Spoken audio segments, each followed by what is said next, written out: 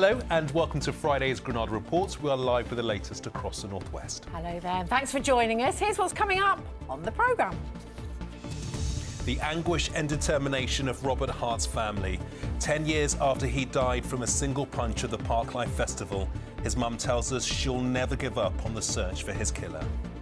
It would be justice for Robert, and that's something I've promised, that hopefully one day we will get justice and find out what happened and why.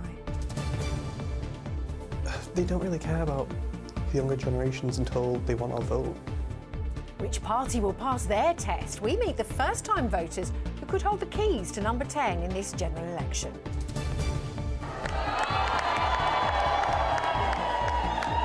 A big day in Chester as the crowds and high society turn out for the city's most famous son and his new Duchess bride. Huge weekend of rugby league as fans from Wigan, Warrington and St Helens get set for the finals of the Challenge Cup. And in the weather, we're ready to tackle the weekend. And as we swoop down on the detail for the weekend weather, looks like tomorrow is the better day for being out and about with friends and family. But then it all takes a bit of a nosedive on Sunday. The details to follow.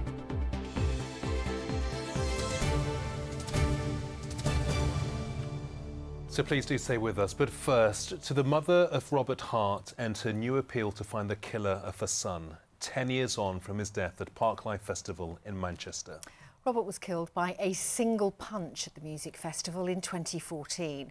Despite a £50,000 reward, his attacker has never been found. Well, as a new generation of music fans gets ready for this year's event at Heaton Park, there's hope that the passage of time may mean that those who didn't feel comfortable coming forward in 2014 may now feel brave enough to do so. We'll cross live to Heaton Park shortly, but first this report from Tim Scott.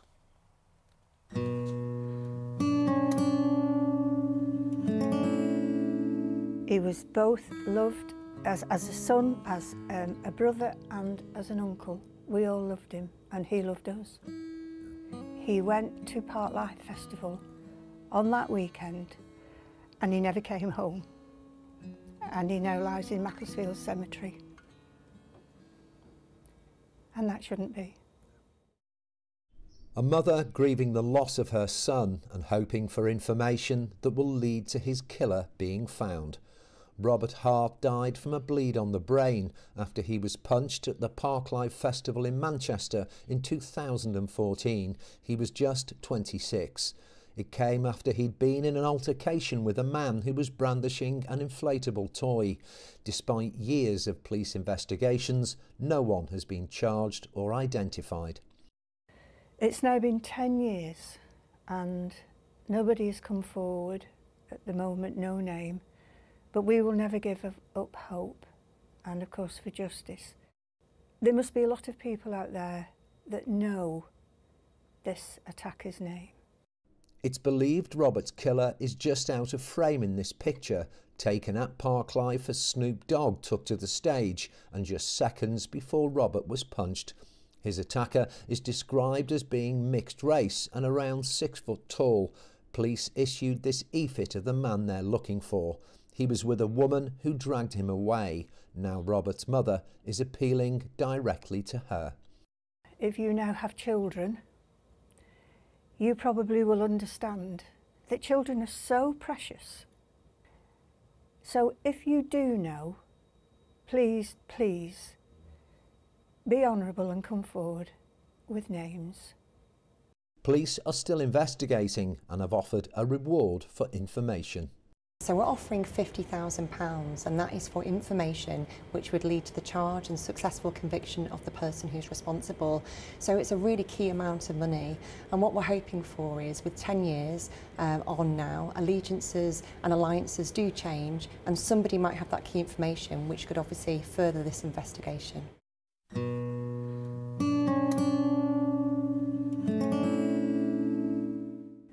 It would be justice for Robert. And that's something I've promised, that hopefully one day we will get justice and find out what happened and why.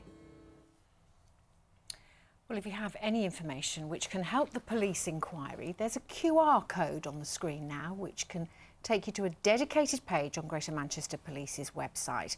Tim joins us from Heaton Park in Manchester, the home of Parklife Festival, which gets underway tomorrow. Tim, despite the passing of time, the heartache felt by Robert's family has not faded, has it? No, and not at all. As you've heard there from Robert's mother, the pain definitely hasn't subsided, despite it being 10 years since Robert was killed. Now, Parklife gets underway here tomorrow. We've heard them sound checking this afternoon. For the thousands who attend, it's sure to be a day of music and fun with their friends. But Patricia told me that every year as it comes round again, she can only relive the pain of losing her son. It brings it all back, and not to know who killed Robert, not to have justice, that only compounds the agony that the family are feeling. Now, as you've heard, police are offering a £50,000 reward for information. They say there were other incidents, other altercations here at Parklife in 2014 that were dealt with, but any witnesses shouldn't assume that, and they still want people to come forward with information from 2014. As for the killer, their friends and anyone who knows what they did, Robert's family are desperate for them to do the right thing and tell police what they know. And Gamal. Tim Scott at Heaton Park, thanks very much for that. In other news today, and a childminder has admitted to killing a 9-month-old boy in Burnley. Karen Foster previously denied murdering Harlow College in 2022. But on the first day of her trial, she pleaded guilty to manslaughter, admitting she had shaken Harlow in frustration after he fell from his high chair. She'll be sentenced next Thursday. A gunman who shot an AK-47 in a newsagent's and outside a cinema in Liverpool has been jailed for 14 years.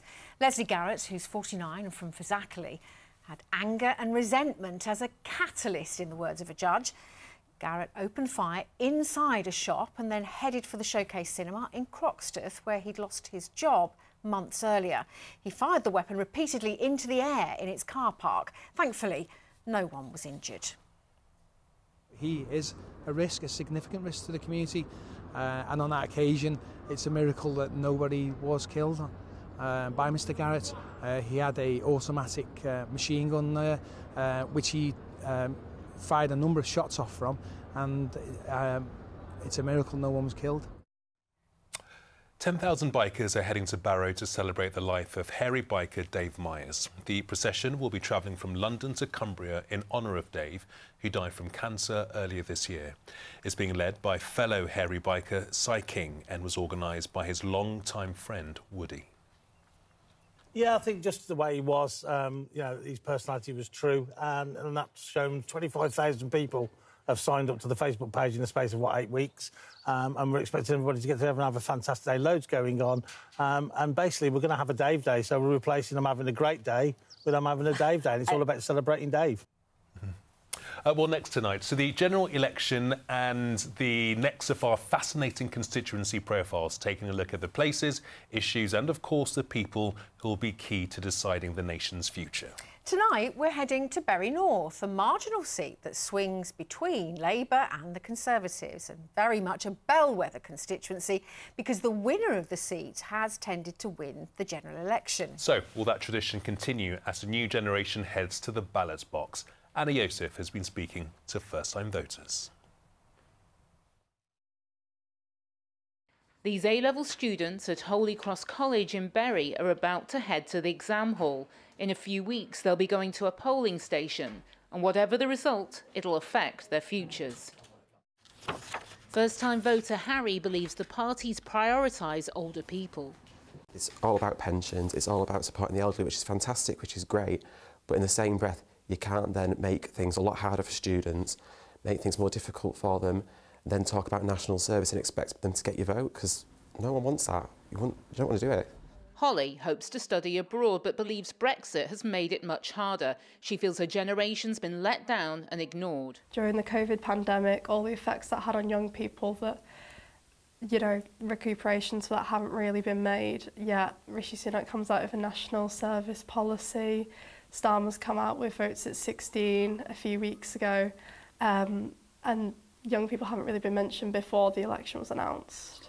Yusuf also believes younger voters are treated as an afterthought. It's mostly the older generations that decided most of the things, and they don't really care about the younger generations until they want our vote. Ellis has always been passionate about politics, but is now disillusioned with party politics. Obviously, we've got this rhetoric by Rishi Sunak saying Labour hasn't got any policy. I'd argue I think Labour does have policy, albeit not particularly strong policy. I'd also argue that particularly the Conservative policy isn't something that caters to me. I've decided I'm going to vote strategically and I'm going to vote for the Liberal Democrats. While social media may help parties reach younger voters, Matilda thinks memes won't translate into votes. Memes aren't going to convince us to vote. Like, this sort of petty beefing they have over each other on TikTok isn't going to convince us to vote. Like, they need to treat us like we're adults, because we are. And the party should listen to their ideas, because this is an election which could go down to the wire. Bury North is a key battleground. Last time out, the Conservatives beat Labour by just 105 votes, making it the most marginal seat in the whole country. It's been described as a bellwether seat because the town's population have an uncanny knack of voting for the party that goes on to win the general election. But will that be the case this time? Kerry owns a gift shop and cafe in Ramsbottom. She admits the past few years have been a struggle. Obviously, you've got energy costs, which have gone up significantly. Cost of everything we have to buy in has now gone up as well. And then there are other challenges as a business. VAT is a big one for us.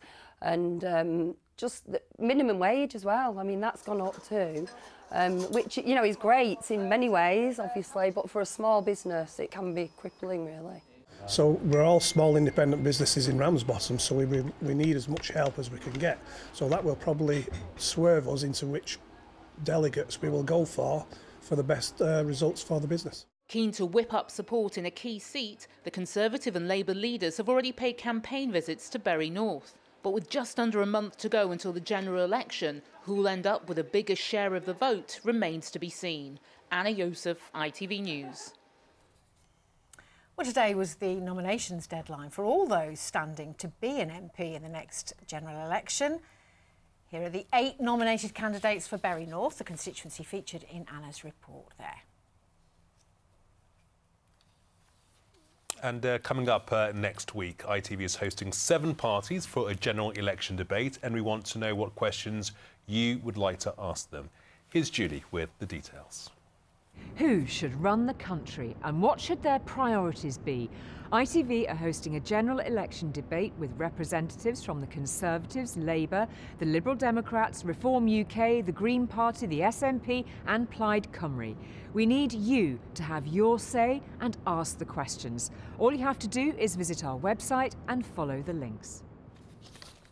Now, it's a huge weekend of rugby league as Wigan and Warrington face each other in the Challenge Cup final. Before they met, St Helens will look to continue their dominance of the Women's Challenge Cup and win it for the 4th year in a row.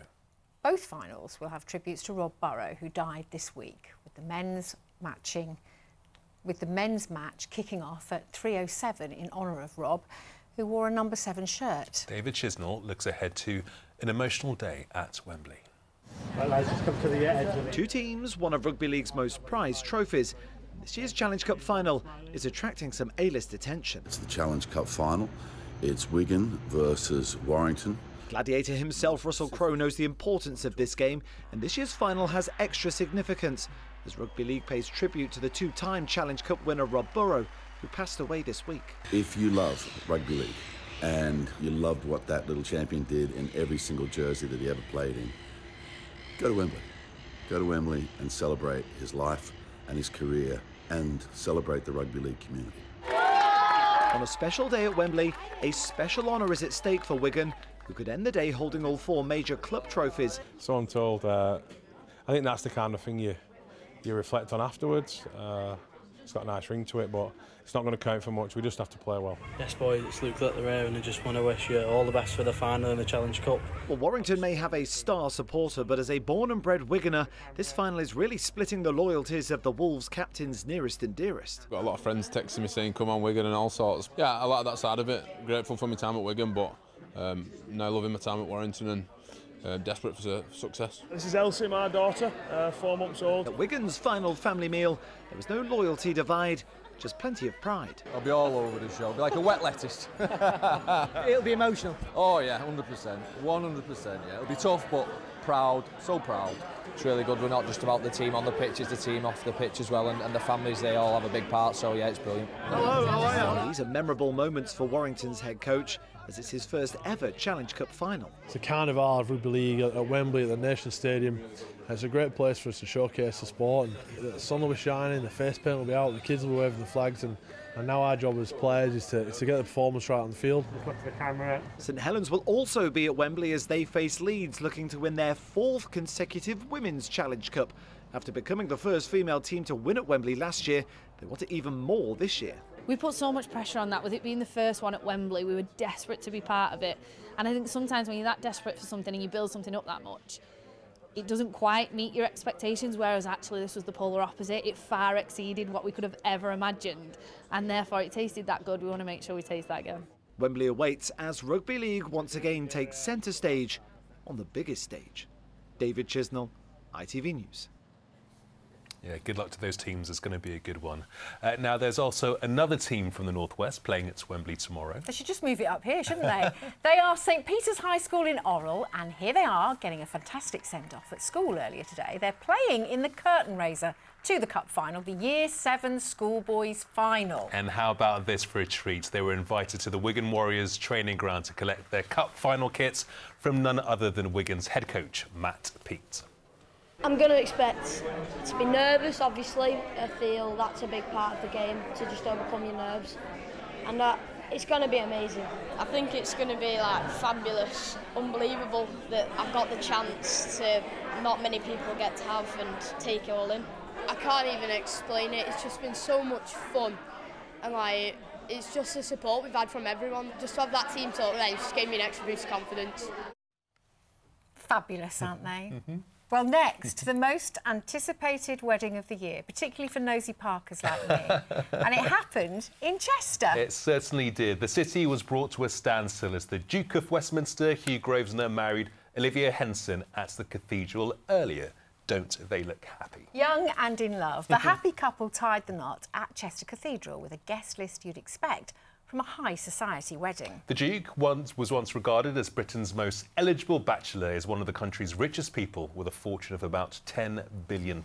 So, what better way to thank well-wishers and members of the public than an ice cream and donut giveaway? Mel Barham reports. From early morning, roads were closed, a massive police presence was in place and thousands were already lining the streets for what was billed as the most royal, non-royal wedding of the year. The groom, the Duke of Westminster, who happens to be the UK's richest man under 40, arrived to cheers from the crowd. 400 guests were bussed in from all over the world, but it was one of the ushers who many here really wanted to see, and that was Prince William, who arrived at Chester Cathedral in an uncharacteristically low-key way, slipping in through a side door from an unassuming minibus, oblivious to many of the waiting crowd. The bride, Olivia Henson, arrived in a vintage Bentley loaned from Crewe and wore a dress designed by Emma Victoria Payne. But of course, one thing money can't buy is the weather, with the wind whipping up just as she made her way inside. It's not every day you get these sorts of crowds turning up for a wedding here in the Northwest, but Chester really has come to a standstill with thousands eager to get a glimpse of the action. We came because it's just such a wonderful occasion, and we're so happy that something like this is happening up in the north, and to be able to be part of this special day. We got here at 6 o'clock this morning. We were the first, and it was warmer at 6 o'clock than it is now. I'm prepared. Look at this. Just tell us what you brought with you. Okay, so we've had breakfast. So we had sausages and eggs and bacon in various ways for breakfast. And now we're going to have lunch, so we've got sandwiches and crisps and champagne, obviously. And then we have chocolate and pudding, and then we go for free ice cream. What could be better? Well, we've come because the wedding is such a special occasion for our beautiful city of Chester, and they're such a lovely couple, and it's just nice to be part of something that's such a happy occasion. Have you taken the day off work today? Oh yes, yes, 2 months prior. Wow, and who are you really wanting to see today? William and George, please. The Waleses. Definitely Prince William, yeah. And the Duke, of course, yeah. Yeah, definitely. The dress was stunning, by the way. That was absolutely beautiful. Yeah, it really was, very tasteful. And we had some amazing waves from everybody. And all the coaches that were coming up, they were actually taking videos of us waving at them, and they were backing us. It was really lovely. And there was even a wedding gift from the happy couple to the crowds who'd come to watch the nuptials in the form of free ice cream and donuts. It just brings in a lot more people, doesn't it, in Chester, and it shows that he's willing to back the city as well, being as though this is his home city. I just think that's a really nice thing that he's done for everybody in Chester. It was lovely. There's so many people. It goes all around the corner. It's going quite quick though, so it's all right. I know that the Duke, he's paying for all of the ice cream. I feel like that's very generous, and I feel like that's a good way to get people to Chester. The happy couple were cheered as they emerged after the service. More cheers too for Prince William, clearly keen not to upstage the bride and groom.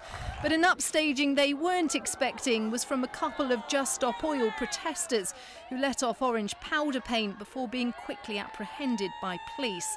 But the smiles weren't wiped from the happy couple, who headed off from what's sure to be quite the party at the Duke's Cheshire estate at Eaton Hall. Mel Barham, ITV News, Chester. Congrats to the happy couple. Do you think our invite was lost in the post? Totally, and we had to pay for our ice cream and our donuts here today. It's a disgrace, isn't it? Here's Emma with the weather. Have you burnt tea again? I'm scraping the cooled oil into the bin, not the sink. Can we eat outside? It's nice. United Utilities sponsors ITV Granada weather. Hello there, very good evening to you. I hope your Friday has treated you well. Breaking news here, we're still searching for summer. Yes, it's looking cool, unsettled, breezy over the next few days into actually the middle of next week. Showers, some bright or sunny spells around. The whole pattern is really blocked at the moment, and I will show you why. So we've got low pressure up to the north, nudging ever so slightly northeastwards. High pressure out to the west there, slow moving. This is what's blocking everything. And the combination of the two is producing these cool northerly winds streaming straight down from the Arctic. So we're really noticing it in terms of temperatures at the moment. If you're after sunshine, head for the central and southeastern Mediterranean, where it's ridiculously hot, especially through parts of Greece and Cyprus. If you don't like sunshine and you prefer a bit more cloud, then you're all right here, really. So rewinding to the next few hours, and you'll see that there are a few showers around and quite a high proportion of cloud overnight. Still a little bit breezy. Temperatures holding up better than they have done of late, so maybe not quite as nippy as it has been just recently, but under clearer skies it will get a little bit cooler. Then of course we're into Saturday morning. Sun's up about 20 to 5 in the morning, sets about 20 to 10 in the evening. And it's going to be a little bit mixed first thing on Saturday, with some showers around and brighter, sunnier spells as well. But through the afternoon, the showers melt away, and you'll see a lot more in the way of lighter green across the map, just washing in there, which means more sunshine. So a drier, brighter afternoon, but it's not going to impact our temperatures much, only 14 or 15 Celsius. But don't forget, strong UV, so there's still the risk of burning, even though it doesn't feel particularly warm. Also breezy, with gusts of 30-35 miles an hour through the Irish Sea. Then this system casts a bit of a shadow over Sunday, so rain arriving from the north as the day wears on. It's a little bit burnt. United Utilities sponsors ITV Granada weather.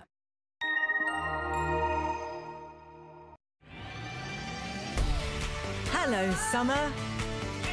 Piri sponsors ITV Pollen Count. On then to the pollen report now. We're heading towards the peak of the grass pollen season, so even though there are some splashes of rain in the forecast over the next few days, counts will be moderate to high. That's it for now. Bye-bye.